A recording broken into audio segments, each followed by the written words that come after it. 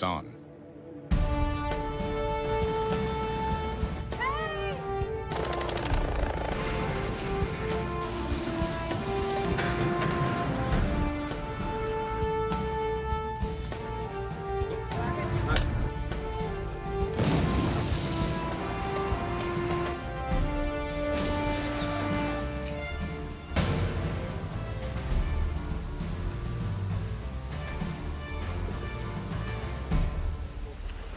I think that this film, The Contract, is on the one hand an exciting thriller, an exciting sort of chase story, but I also think it's a rather touching story of a relationship between three people, between a father and a son and this bad guy. And I think that as the story goes on, it's not only exciting, but the characters are very gripping. The Contract is an action thriller with Morgan Freeman and John Cusack, and the story revolves around a father and a son. The father played by John, and the son played by a new actor, very talented young actor, Jamie Anderson. We've just sort of gotten into a fight, and he's gotten in trouble with the police, and so I decided I'm going to take him on a camping trip to kind of bond with him. And they meet an escaped criminal who's played by Morgan Freeman. I play an assassin, and through different mishaps, I wind up as a captive of John Cusack's character. And they have to take him back to the police. But they're in the forest, it's a very big forest, and what they don't know is that they're being pursued by another group of criminals who are trying to rescue Morgan Freeman. Hitchcock kind of took your everyday man and put him in, you know, extraordinary situations. And I think that's what's happened in this film. You don't want to be involved in this. You're way out of your depth. You said the wrong thing, mister. What? He'll dig his toes in now. We're going to go up to the highway. Chris, you stay behind me. You stay in front of me the whole way. All right, let's go. Come on.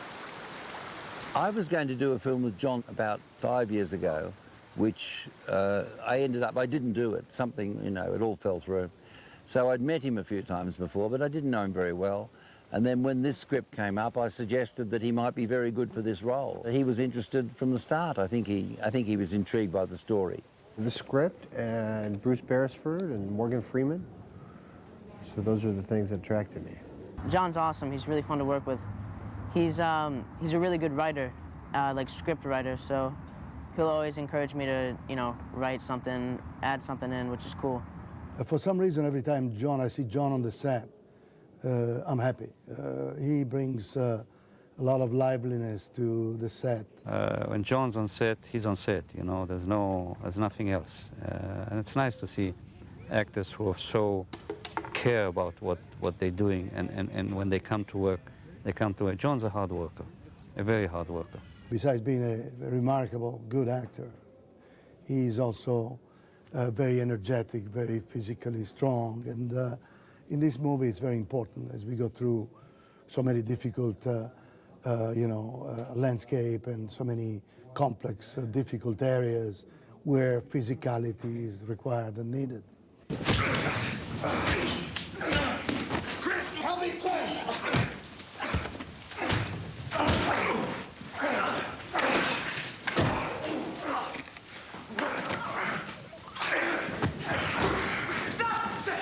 Stop! Get up. Morgan Freeman may be the best actor in the business today. He's professional, it's exciting, he's a great human being, and we just had all the 6 weeks that we spent together was great for him, for us, and for the entire crew. And Morgan is one of the few people, one of the few actors in the world who can pull this off.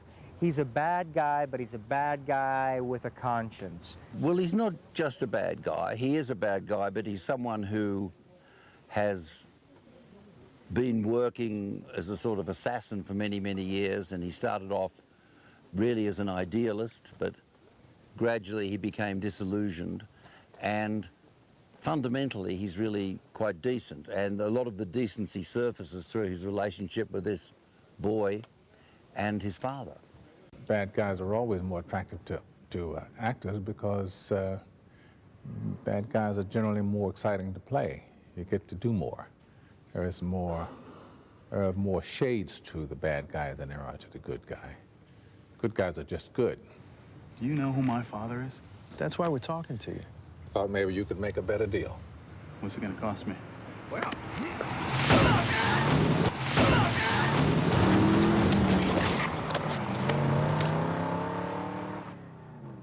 Morgan is one of those actors who's capable of suggesting an enormous amount of subtleties to the character, an enormous amount of depth, which is really why we wanted him for the role. He's an actor that doesn't waste an inch or a fraction of his movements to convey an emotion, or what he wants to convey in terms of communication to an audience.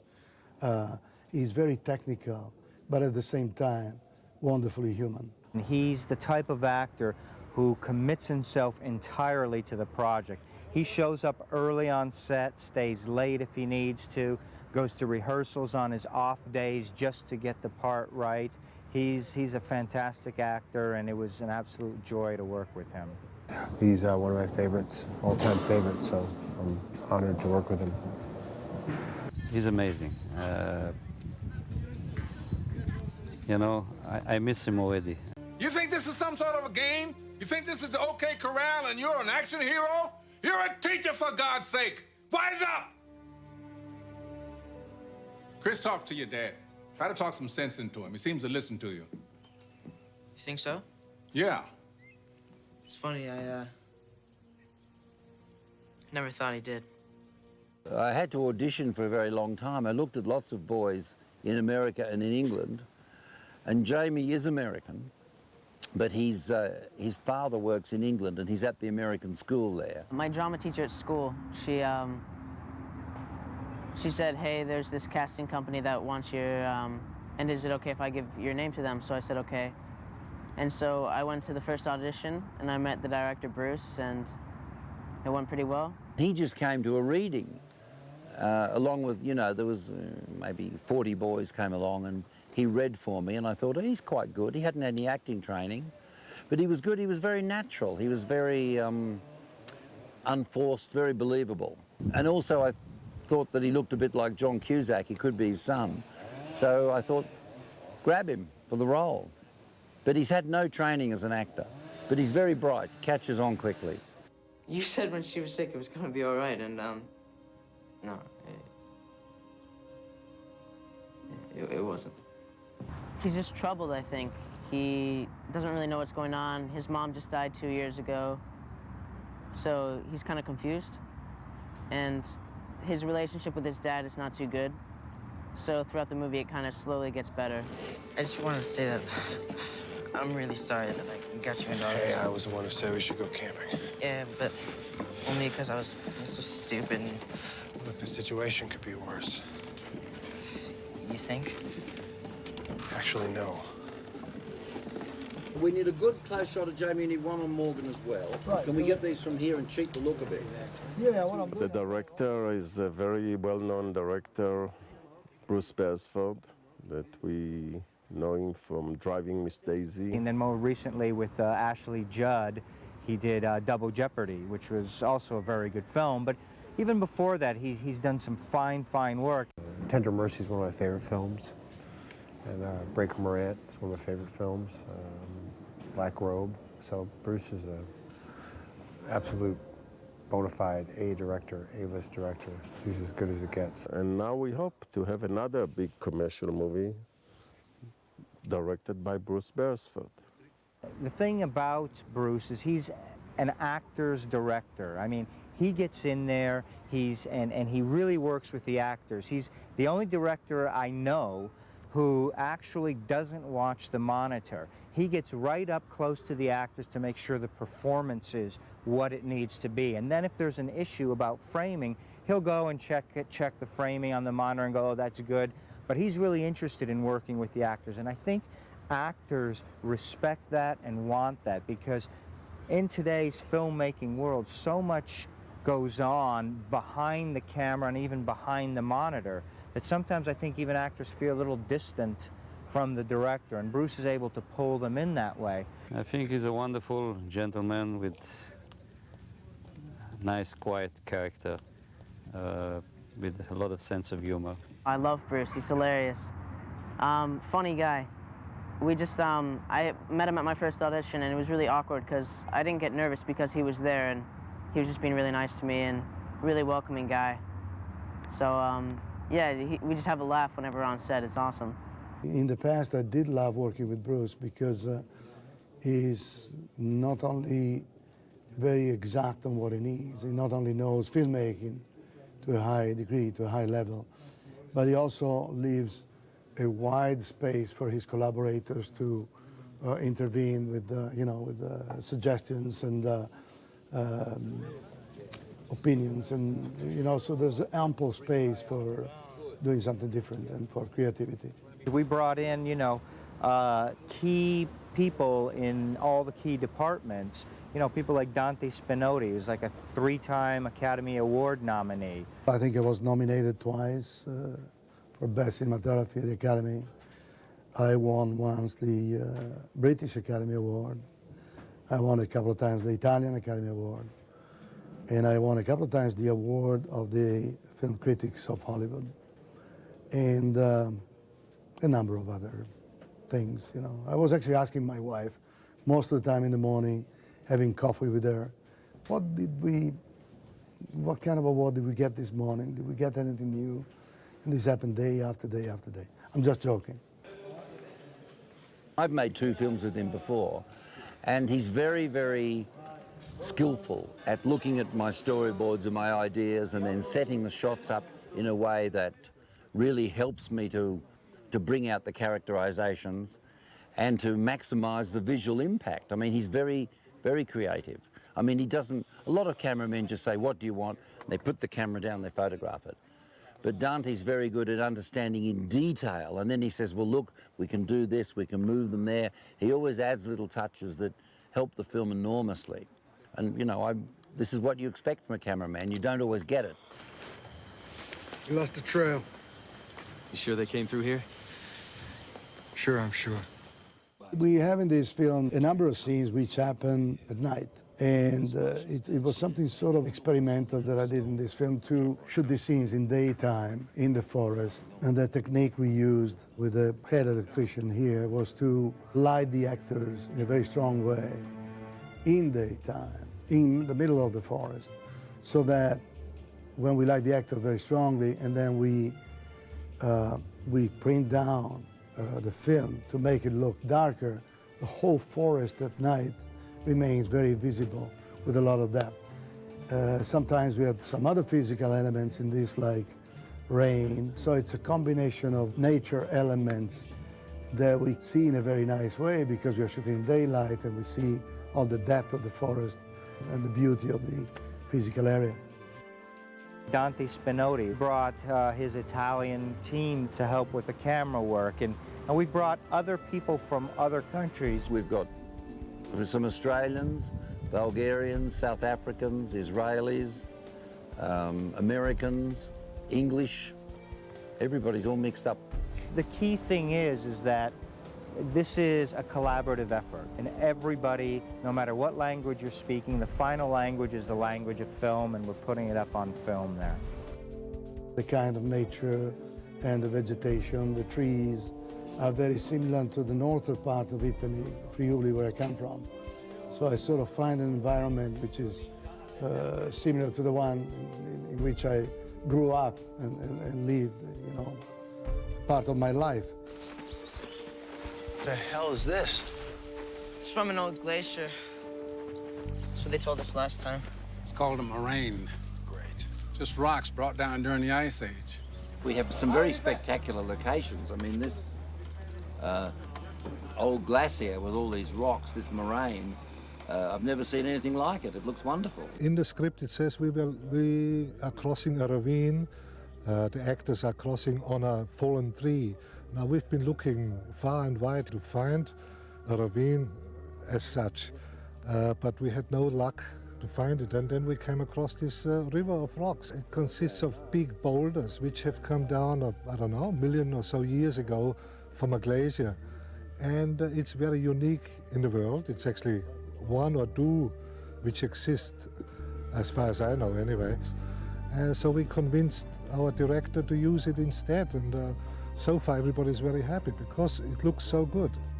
We've built this big bridge which crosses the moraine, and the father, Ray, played by John Cusack, has got Morgan as a prisoner, and they cross this bridge along with some hikers that they met while they were travelling. And then they get the idea of pushing the bridge over to make it crash down among all the big rocks so that it's very difficult for the people following them to get across. They have to scramble down the rocks and up again, which will slow them up. So we were looking for something, and then it was in the script originally, although we were just going to have a sort of ravine. But then when we found this place, we thought, well, this looks better than any ravine, so we built the bridge crisscrossing through the rocks. It was a big job. It was quite challenging putting this bridge across without mechanical help.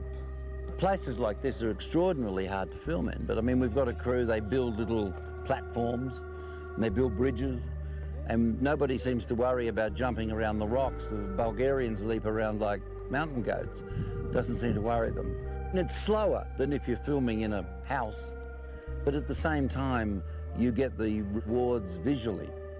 One of my favorite sets would have been the New York apartment, although you're not going to see very much on screen because for some reason only Dante and the director know, it was lit very dark, or was kept pretty dark, so it has a very eerie feeling when these bad guys get together and talk about the contract. We travel on separate airlines, IDs and tickets from Turner. First class? Coach. I bet you're going first. Yeah, but I'm the big tamale, remember? This is a scene where it's kind of dark. I think it's night. We've come to the edge of a cliff, and Jamie Anderson, who plays Chris, John Cusack's son, knows that there's a way down the side of this cliff and shelter somewhere down on there. So we're fumbling down the side of this mountain at night. At first it was really scary, like pretty hairy up there, and it was pretty high. So we just, we got up there, all the stunt guys were awesome, and so they helped us out a lot. Rain's coming up.